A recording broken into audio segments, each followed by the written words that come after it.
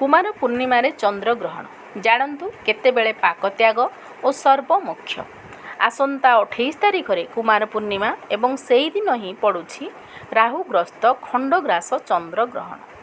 एथिपाई श्रीमंदिर रे हेब महाप्रभुंक स्वतंत्र नीतिकांति।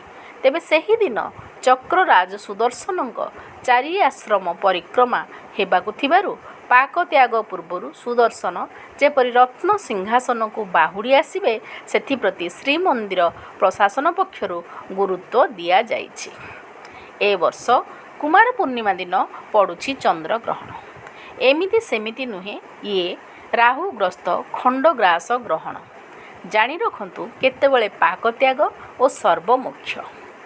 अक्टोबर 28 रे पवित्र कुमार पूर्णिमा दिन हेब चलित वर्षर एकमात्र राहुग्रस्त खंडग्रास चंद्रग्रहण।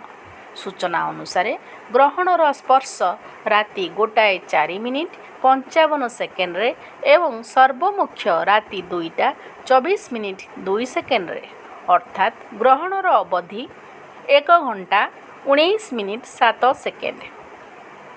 तेबे ग्रहणर 9 घंटा पूर्व पाक त्याग विधि अर्थात अक्टोबर 28 अपराह्न 4:04:55 ठारू राति 2:24:02 पर्यंत पाक त्याग अन्न भोजन और देवनीति निषिद्ध। ज्योतिर्विद कहिछंती एही चंद्रग्रहण 6टी राशि पाई शुभ और 6टी पाई अशुभ फलदायक। एहा मेष वृष कर्कट सिंह कन्या और तुला पाई अशुभ।